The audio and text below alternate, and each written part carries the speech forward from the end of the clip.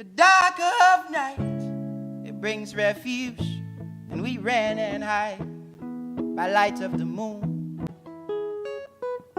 I am a black woman, tall as Cyprus, strong beyond all definition still, defying place and time and circumstances, assailed, impervious, indestructible. Look on me and be renewed. Hi there, welcome back to my channel. My name is Achella, aka Sochella, and I am a black woman, confidently. But I haven't always been, and you're probably wondering what the backstory on this is, so just stay tuned for a little bit more background on my story and how I grew into the confident black woman that I am today. So my disconnect with the black community probably dates back to when I first moved to the US actually.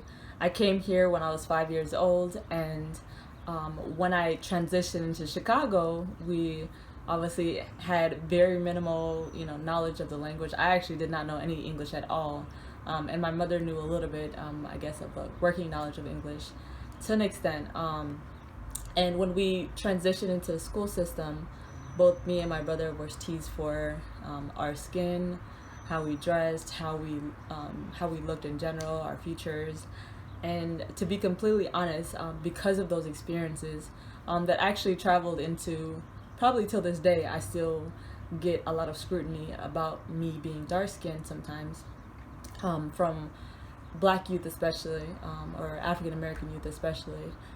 I held a certain resentment towards African Americans because of it, and although I still had a select few African American friends growing up, I kind of pushed away a certain type of black person. I always feared that if you were hood, or if you were from like the South Side, for example, that you thought exactly the same way that the youth that I dealt with when I was 5 years old, onward to, I'd say, high school consistently, would be judging me in the same way that they were. It actually wasn't until I started dating my current partner that I started having to reflect on what my apprehensions were against African Americans. And it wasn't necessarily just, overtly, but it was more so just how I interacted with African Americans, and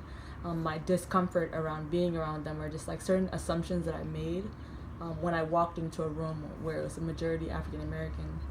And it wasn't until I started having conversations with my current partner that I started to realize that I was doing the exact same thing that I was holding resentment towards them for doing to me. And that is that I was making assumptions about how they perceived me, and then I was, in a sense, subconsciously pushing them away with my energy because of that.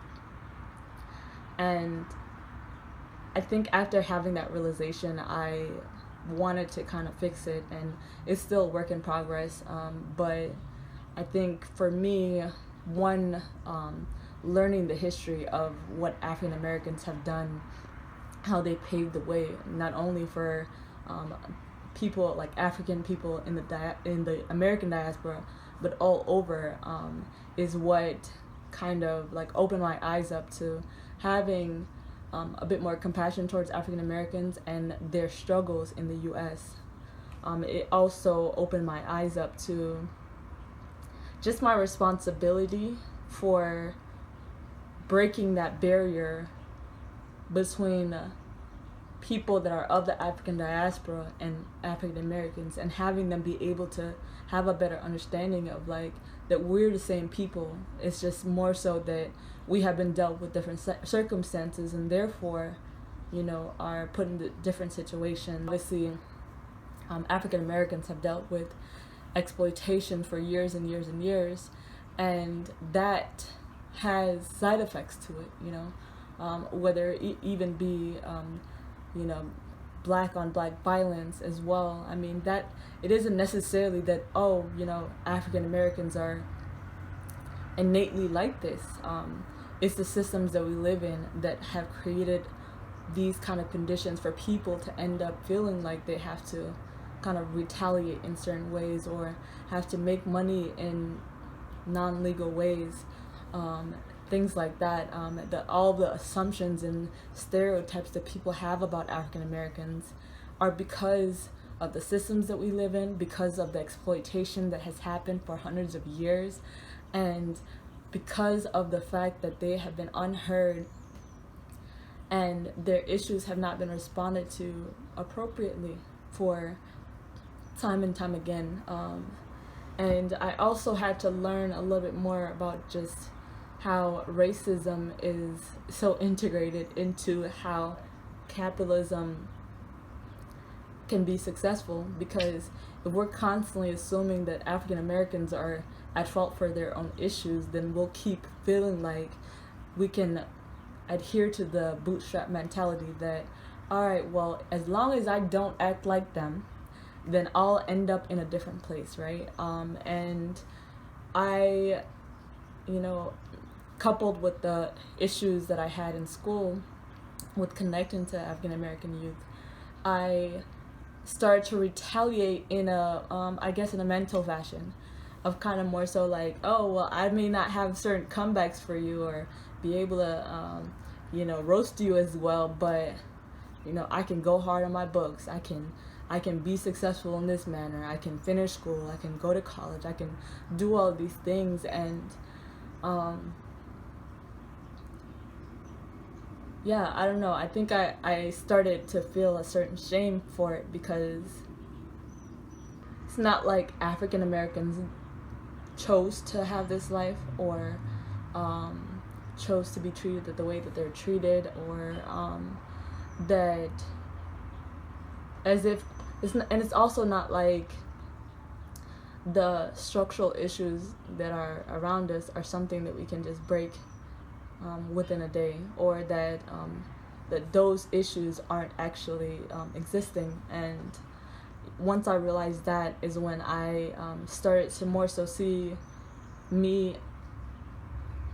us as equals more so, and like I said, more so just based on circumstances, systematic issues, and just like generations of trauma is more so the reason that we have a disconnect, rather than us being different people or capable of different things. Hopefully I made a little bit of sense to you guys, and I'm more than welcome to answer any questions that you guys have in particular about what it took for me to get up to this point. Obviously, it took a lot of reading, it took a lot of conversations with people, and it took a lot of empathy and self-reflection as well. I'm not a perfect person, and I have made ideological mistakes in the past as well, but what's important is that moving forward, I plan to continuously change that and to continuously challenge my perspectives that were built on